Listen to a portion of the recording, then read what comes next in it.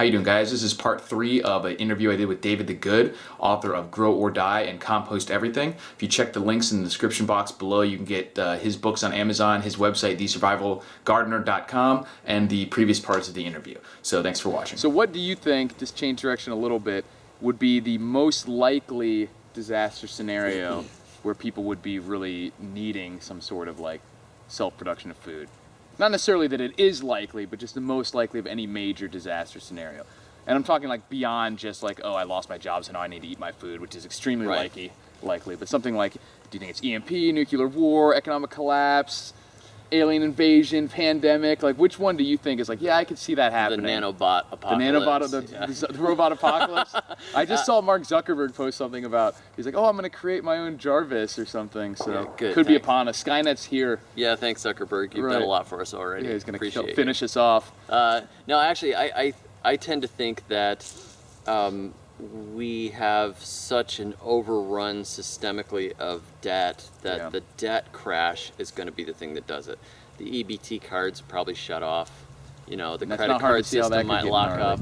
Immediately, the cities just start blowing to pieces, and you know, it takes a while to recover from that sort of thing. Right. So even though I don't predict some sort of Mad Max legitimate apocalypse for most things, it's not hard to envision a lot of scenarios where you're like, hey, I'm pretty glad I've got 3 extra pounds of food every day or something. It's a massively, from my property anyway. It's a massively complicated system that is very fragile. It's built on an infrastructure that has centralized and made more and more, you know, little inroads to the point where it's so complicated that any one piece, it's like you can't even tell what's going to happen. It's just like, who would have seen, you know, 30 years ago, the high frequency trading would be just, you know, the whole market system is a joke. Like these flash crashes, no volume. Where does that even come from? They're like, oh, it's going to be more stable. It's going to be more, you're like, yeah, so now you've got 20 people that can run the entire market before anybody else sees it. Right, and then how can I play that? I can't play that pretty game. Wild. There's so much complexity. The way I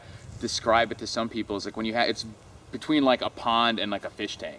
Like when you have the fish tank, you can make the water a little bit clearer, a little bit prettier looking, put different species in there, but you have to control so many variables just perfectly that when one gets out of balance, the whole system crashes and they all die. Yes. Whereas if you have a natural pond that's closer to equilibrium, like, yeah, someone can urinate in the pond, pH levels change a little bit, winter can change the temperatures, but it'll sort of just absorb those fluctuations a little more naturally. Yeah, Whereas with the system that everyone's messing with in every level of it can just blow up from any little metric being changed. And you know, in a lot of my books, that's one of those things I keep coming back to is that, you know, people go, how can I control the pests?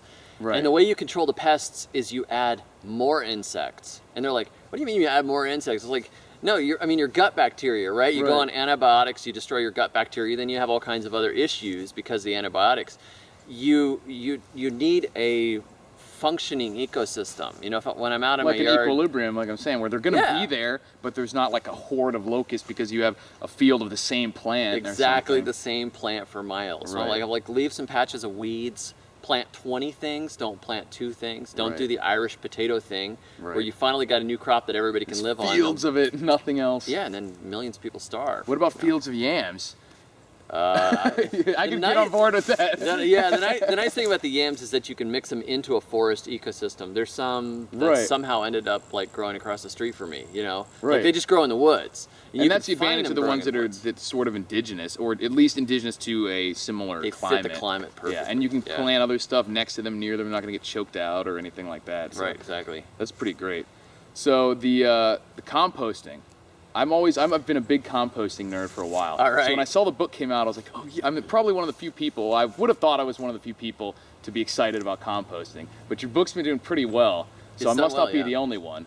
You know what I mean? But there's also not a lot out there. When you go look composting books, there's like the Rodale Book of Composting, the Human Manure Composting Manual. Right. And that's about it when it comes to like books that people have heard of. It's pretty close. And then there's a lot of repeated information over and over and over again on the internet. Yeah. And very simple. It looks like it's a pain in the neck. You know, it's like... Get into a lot of the science of it, which is why I liked your book, because your book, if I had to sum up the overall message, is just freaking do it. You know, Right. just compost. Throw stuff on the ground, it's gonna rot. Throw it on the ground. Right, and it's gonna rot, which is probably an oversimplification, but you could literally just throw it on the ground and it will compost. Right. The other books make it seem like it's like the fish tank, where if you mess it up, one little thing, it's not gonna work. And it'll change. Stink, you know what I mean? Like the variables will change, but it's not gonna be a disaster. You'll still have compost. You're gonna have compost eventually. Right. It's not a big deal. You don't have to have the 25-to-1, you know, carbon and nitrogen ratio. Yeah, like you're not measuring. You don't have to turn these it every things. 2 weeks. You know, you don't have to do all that kind of stuff. Nature drops stuff in the woods across the street all the time. They're always green. You know, Right. and how did that happen? Well, it's Natural compost. The system is already designed. All you got to do is throw a piece into it, and so people will read some of these rules and then throw out their banana peel because they don't Right. want to. They're like, oh, it's gonna stink, or it's gonna be this, or I didn't get hot. People are like nervous. They're like, my compost pile isn't getting hot. What did I do wrong? Right. Like, doesn't matter if the thermophilic bacteria never show up. Right. It'll rot eventually. Yeah, it's still gonna rot. Well, that's what I've said before too. Is that mostly all these rules are not really rules. It's just a way to control for variables. So when what would you say to the people that you see? One of the things you always see when it comes to composting is the things that you can't compost or shouldn't compost, like meats, dairies, and oils. Are these things that you really shouldn't compost, or what's your take on those? Most, if it's organic in origin, pretty much compost it. Right. You know, like one of the methods I remember reading about in Steve Solomon's Gardening When It Counts book. I have that book. It's a great book. It is And at one point, an idea that caught my attention was when he said that Native Americans, they think, used to have a refuse pit where they would use the bathroom over there, they would throw whatever, you know, I heard they use every part of the buffalo, but I'm sure they didn't. Right. You know, there's supposed to be probably a part where they're like, yeah, let's empty the poop. let's throw the coal in over here, right? No one told you to use the poop. All the waste, the burn, the ashes, and all that junk, they throw it in a big pit, and then the next year they cover it over and they plant a garden on top of it.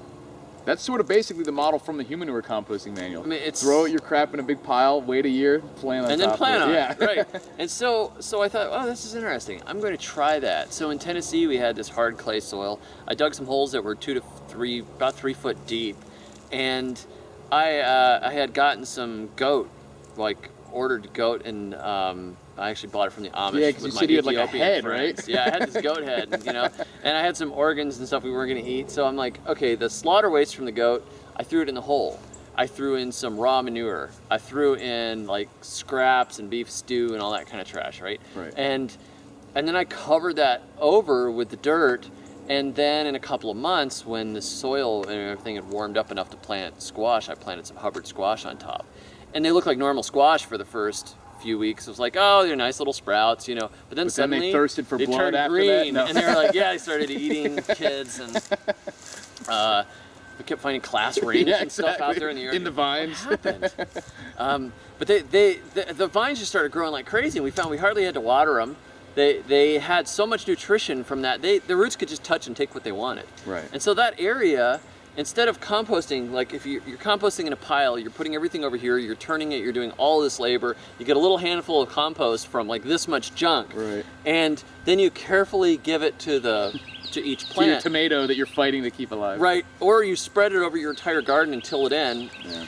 All the concentrated fertility was right underneath the base of those vines, and they just went crazy. And it's stuff you're not supposed to compost. If I called the extension and said, how do I compost goat organs? They'd be like, throw it away. Like, So why do they say not to compost the meat and dairy? They don't want you to have a stinky compost pile. They don't want you to have vermin. Right. Right. You know, and just in general, it's gross. I mean, that's the sort of, there's just sort of this like, you know, carrot peels are not that bad. Right. But a goat organ, you know, it's like, you can't see Throw the it on the local back, master gardener saying, Right. ow. You know, goat organs have such and such protein levels. You know, they're not going to tell you. They don't even care. They're like, what? You know, then they say go out and buy blood meal for your tomatoes. And that's slaughterhouse waste. Bone meal, It's just slaughterhouse processed, waste. yeah. They just ground it out and they make it like, it's not so yucky now. Right, it's not but scary. bury it. You don't have to see it. It's a couple feet down. If you don't Right. have coyotes or something that are going to dig it up. And that's what I mentioned before, is really all you're controlling for is the variables, the pest, the smell. So you just bury it and you're fine with Right. that type of stuff. And because that stuff creates really rich, like when some animal dies in the wild, doesn't get like shipped off to the factory to get ground up in a bone meal. That just sits there and rots. It sits there and rots. Yep. Yeah. Or it gets eaten by animals, and then the animals leave their manure all over. Right. They break it up fast. And meat and bones are very nutrient dense. They're so much higher than the carrot peelings or the banana or whatever else. They're loaded with protein, and protein is, a major component of protein is nitrogen. Yeah. So you've got lots and lots of nitrogen concentrated. You can run a lot longer if you're a bodybuilder or whatever. You can run a lot longer on a steak than you can on eating some celery spears or cucumber something. or something. You're gonna be like that. starving. Yeah, exactly. Right. So you're like giving your garden this cut rate nutrition because you're afraid. Where you want you want Arnold Schwarzenegger of compost piles. That's it. Not the skinny vegan compost Feed him some pile. meat. Yeah, give him some meat. So what did Give you him kratom. Right. So yeah, exactly.